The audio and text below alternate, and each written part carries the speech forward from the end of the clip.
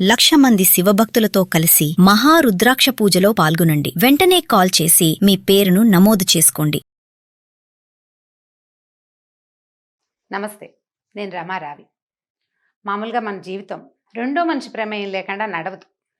ఖచ్చితంగా రెండో వాళ్ళు కావాలి. ఇద్దరు మనుషుల వల్ల మనం వస్తాం బయటికి. వాళ్ళిద్దరూ లేదా ఒకరైనా మనని ముందుకు పెంచుతూ ఉంటారు. రెండో వాళ్ళ ప్రమేయం లేకుండా అసలు ఏ వ్యవహారము మనది పొసగదు. అప్పుడప్పుడు మూడో వాళ్ళు వస్తుంటారు మధ్యలోకి. 2 కాకుండా 3. ఈ మూడో వాళ్ళతోటి చాలా తిప్పలు వస్తాయండి.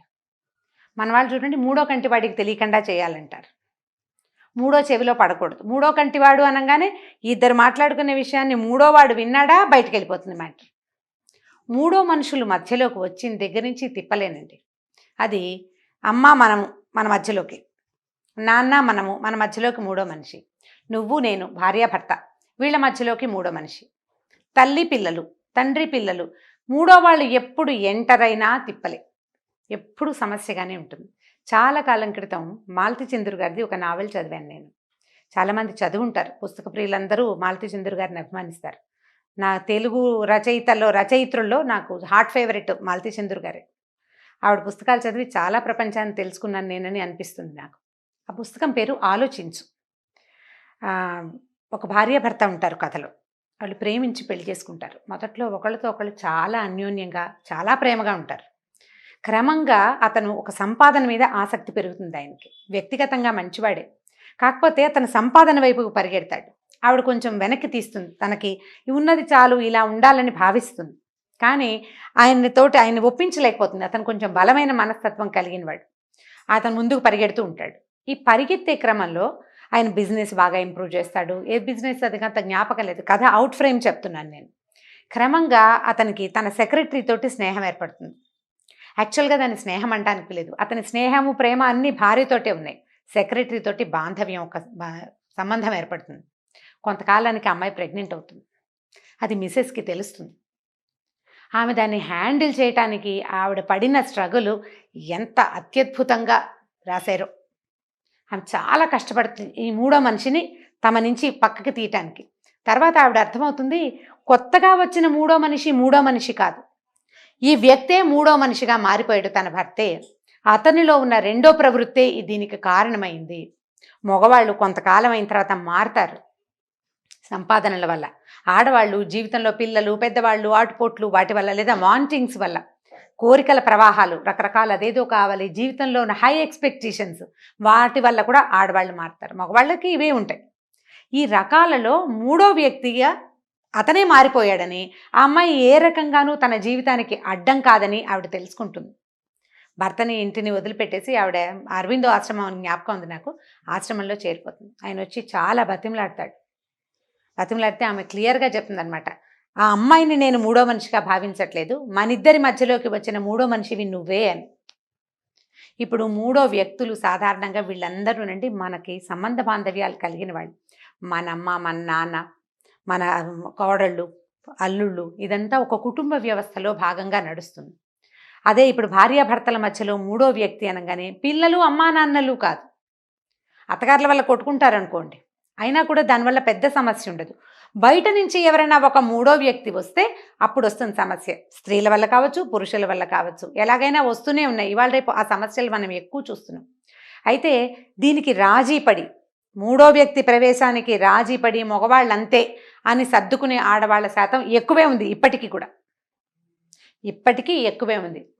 వాళ్ళ అవసరాలు, వాళ్ళ అలవాట్లు, వాళ్ళ దగ్గర ఉన్న సంపాదన, వాటి వల్ల కావచ్చు సర్దుకోవటం. ఫ్యామిలీ, పిల్లలు, నాకేం సంపాదన లేదు అని జీవితం పట్ల భయం కావచ్చు, సర్దుకుంటారు. మగవాళ్ళు కూడా కొంతమంది రాజీ పడే వాళ్ళ శాతం తక్కువ ఉన్నా ఏదో కొద్దిమంది రాజీ పడతారు. రాజీ పడలేక తెంపుకునే వాళ్ళ పరిస్థితి చాలా కష్టసాధ్యమైంది. ఎందుకంటే ఈ నొప్పిని తట్టుకోలేకపోతారు.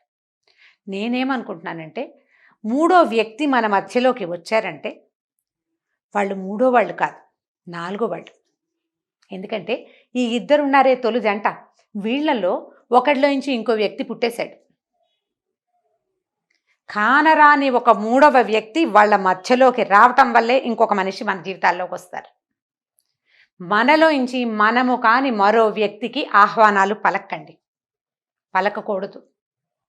దాంతోటి వచ్చే తిప్పలు ఎక్కడి నుంచి వస్తాయంటే మనకి మనం చెడతాం, ఫ్యామిలీ చెడుతుంది, పిల్లలతోటి ఇబ్బంది వస్తుంది, పిల్లల పెంపకం కుదరదు, బయట నుంచి వచ్చిన వ్యక్తిని కూడా మీరు ఏ రకంగానూ సాటిస్ఫై చేయలేకపోతారు, జీవితం అల్లకల్లోలం అయిపోతుంది.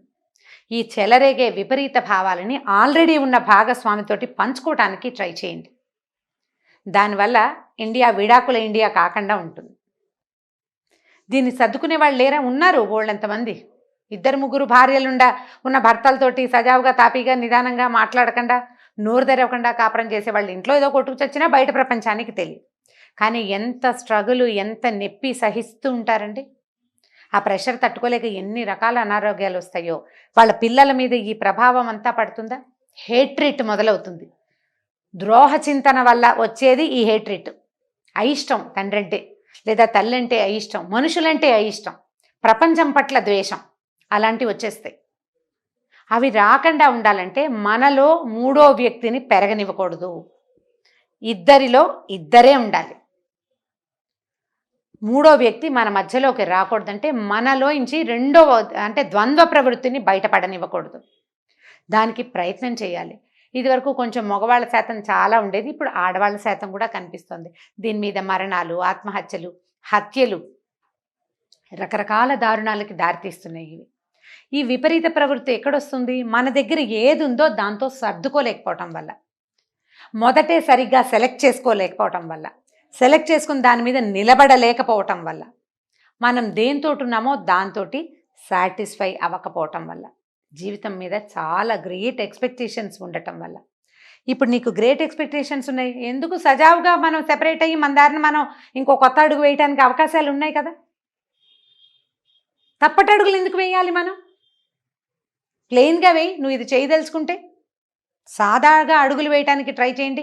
మీరు వేసిన తప్పటడుగులు, పెద్దవాళ్ళు వేసిన తప్పటడుగులు తర్వాత తరాలకి గోతులైపోతాయి, అడుగులుగా ఉండవు. మీరు ఒకటి వేస్తే అధపాతాళానికి వెళ్ళిపోవటమే. వాళ్ళకి ప్రపంచం పట్లే అయిష్టం ఏర్పడుతుంది. ఎవరితోటి వాళ్ళు సజావుగా ఉండలేకపోతారు. తల్లిదండ్రుల ఎక్స్ట్రా మ్యారిటల్ అఫైర్స్ కానీ, ఇంట్లో అలాంటివి ఏమైనా జరిగితే, లేదా వేరే వేరే పెళ్ళిళ్ళు కానీ సమాజం పట్ల అభద్రతా భావాన్ని కలిగిస్తాయి. ఇది ఇప్పుడు పై లెవెల్ వాళ్ళకి మనం చెప్పలేమండి. మామూలు సాధారణ మధ్యతరగతి జీవులకి, కొంచెం పైన కింద ఉండే జీవులకే ఈ సమాచారం. ఎంత అభద్రతా భావం అంటే బతుకు పట్ల భయాన్ని కలిగిస్తాం మనం. మనకేం హక్కు ఉంది? మనకు హక్కులున్నాయా? మన పిల్లల్ని తాలూకు భయాలకి కారణం అయ్యే హక్కు ఉందా మనకి? మనం ఏం చేయగలం? మన నుంచి ఒక జీవి ప్రపంచానికి పరిచయం అయితే వాడికి మంచి బంగారు భవిష్యత్తునివ్వాలి, చక్కగా హాయిగా స్థిమితంగా ఉండే అవకాశాన్ని ఇవ్వాలి. వాళ్ళ జీవితాలని కాలరాసే హక్కు ఇవ్వలేదు భగవంతుడు మనకి. వాడిని బాగా చేయాలి. మనం బాగా చేయాలంటే నువ్వు లక్షల కోట్లు ఇవ్వకపోతే పీడాపోయేది. ఈ జీవితం పట్ల భయం కలిగిస్తే ఎట్లా కుదురుతుంది? భయాలు కలిగించకూడదు. కాబట్టి మనలోంచి ఉద్భవించే కొత్త మనుషుల్ని సర్ప్రైజ్ చేయండి. మీకు అలాంటి భావజాలం కలిగితే ఫ్రెండ్స్ తోటి మాట్లాడుకోండి, కజిన్స్ తోటి మాట్లాడండి, దాన్ని తగ్గించుకోండి. తప్పటడుగులు వేసి తర్వాత తరాల వాళ్ళు పూడ్చుకోలేని గోతులుగా వాటిని తయారు చేయబోకండి. ఎప్పుడూ థర్డ్ పర్సన్ని ఇద్దరి మధ్యలోకి రానివ్వద్దు. బయట నుంచి కాదు, లోపల నుంచి అంతర్ముఖమైన మనుషుల్ని రానివ్వకూడదు. నేను ఇలా ఉండలేనండి, అబ్బాయి నాకు అదేదో కావాలి అంటే బిందాస్గా ఓపెన్గా చేసేయచ్చు. రహస్యంగా చేసి అది గొడవ, ఈ బట్టబయలు, ఈ వాళ్ళు వీళ్ళు మాట్లాడి ఈ పని చేయకూడదు. దాని మీద సర్దుకునేందుకు మీకు అవకాశం ఉండదు. అప్పుడు ఆ పని దానికంటే ఇది బెటర్. నేను ఇది చేయమని చెప్పటం లేదండి, మీకు అర్థం చేసుకున్నారని అనుకుంటున్నాను. నేను చెయ్యకూడదు, నువ్వు చెయ్యాల్సిందే అని భావిస్తే ఓపెన్గా క్లియర్గా మాట్లాడుకుని చేయాలి, లేకపోతే చేయకూడదు. లేదా వాటిని ఆపుకోగలిగే అవకాశం ఉంటే ఎవరైనా ఒక మంచి కౌన్సిలర్ తోటి సరిగ్గా మన భావాలు చెప్పి వాళ్ళ దగ్గర నుంచి ఏదైనా సమాధానం దొరుకుతుందని భావించిన వాళ్ళతోటి డిస్కస్ చేసి ఈ భావజాలాన్ని తగ్గించుకోవాలి. పార్ట్నర్ తోటి ఏదైనా సమస్య ఉంటే మీరు ఇద్దరూ కలిసి ఒక మ్యారేజ్ కౌన్సిలర్ దగ్గరకో ఎవరి దగ్గరకో వెళ్ళి మాట్లాడుకోవాలి. ఇప్పుడు దీంతో ఈ సమస్య వస్తుంది. కానీ అదే అత్త కోడళ్ళ మధ్య, తల్లి కొడుకుల మధ్య కోడలు వస్తే కొత్తగా ఏముంది కొట్టుకుంటూ ఉంటారు, అంతకంటే ఏం చాలా అయిపోదండి. దానివల్ల పెద్ద ఇబ్బందులు రావు. దీంతో వస్తుంది సమస్య, దాంపత్యంలో వస్తుంది ఇబ్బంది. కాబట్టి ఇక్కడ జాగ్రత్తగా ప్లాన్ చేయండి. ఈ రకమైన సమస్యలు ఉన్న వాళ్ళు భార్యాభర్త చక్కగా కూర్చొని సజావుగా మాట్లాడుకోవాలి. మాటలే దీనికి ఈజీ మెథడ్ అండి, ఇంకా వేరే ఏమీ లేదు. మీరు నేను మాట్లాడుకోవటమే, కూర్చొని ఎదురు బదురు మాట్లాడుకుంటే అప్పుడు మనం ఏం చేయొచ్చు ఏం చేయకూడదు అనేది డిసైడ్ అవుతుంది. ప్లాన్డ్గా చేయండి. మూడో మనుషులకి అవకాశం ఇవ్వద్దు మన జీవితాల్లో. ఈ వీడియో కనుక మీకు నచ్చినట్లయితే లైక్ చేయండి, షేర్ చేయండి. మరిన్ని వీడియోస్ కోసం మా ఛానల్ని సబ్స్క్రైబ్ చేసుకోండి.